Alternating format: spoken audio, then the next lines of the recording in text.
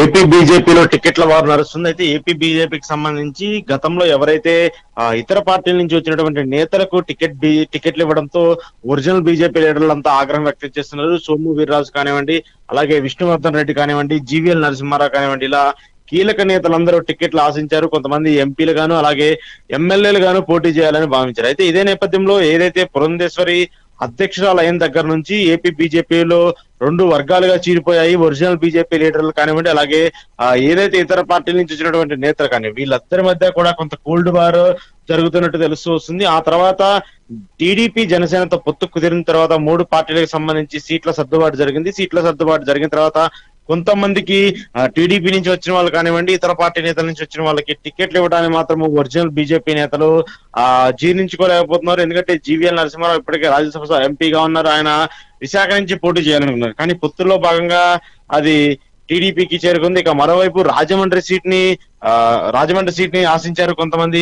కీలక నేతలు. అది కూడా టీడీపీకి వెళ్ళడంతో ఇక్కడ అంతా కూడా కొంత గందరగోళంగా ఉంది. అయితే ఇక్కడ రాజమండ్రి ఎంపీగా సోము వీర్రాజు పోటీ చేయాలని చెప్పేసి భావించారు. కానీ ఆ సీట్ లో పురంధేశ్వరి పోటీ చేయబోతుంది. ఇలా ఎవరు ఒరిజినల్ బీజేపీ నేతలందరూ ఆశించినటువంటి సీట్లను ఇతర పార్టీల నుంచి వచ్చిన వాళ్ళు తీసుకోకపోవడంతో ఒక్కసారిగా బీజేపీలో అసంగత కలహాలు లేగాయని చెప్పాలి. ఎందుకంటే ఆ ఒరిజినల్ బీజేపీ నేతలందరూ కూడా పార్టీకి కట్టుబడి ఇప్పటిదాకా పనిచేస్తూ వచ్చారు. పార్టీకి సంబంధించిన కార్యక్రమాలు కానివ్వండి, పార్టీలో ఎలాంటి ఉన్నా కూడా వాళ్ళు సర్దుమెనుగుతూ బయటకు వచ్చి కార్యక్రమాలు చేస్తూ ప్రజల్లో ఉన్నారు. అయితే ఇప్పుడు పొత్తుల్లో భాగంగా అసలైన నేతలకు వదిలేసి మిగతా నేతలకు సీట్లు ఇవ్వడాన్ని మాత్రం వాళ్ళు జీర్ణించుకోలేకపోతున్నారు. దీనికి సంబంధించి ఈ రోజు పురంధేశ్వరి నేతృత్వంలో జరిగినటువంటి పదాధికారుల సమావేశానికి కూడా వీళ్ళందరూ డుమ్మా కొట్టిన పరిస్థితిని మనం చూస్తున్నాం. అయితే ఎన్నికలకు ఇంకా మరి కొద్ది రోజులే ఉన్నటువంటి నేపథ్యంలో వీళ్ళ యాక్షన్ ప్లాన్ ఎలా ఉండబోతుంది, మరి వీళ్ళు పార్టీకి సపోర్ట్ చేస్తారా లేదంటే ఆల్టర్నేటివ్ గా ఏమైనా యాక్షన్ తీసుకునే పరిస్థితి ఉంటుందా అనేది కూడా చూడాల్సి ఉంది. ఎందుకంటే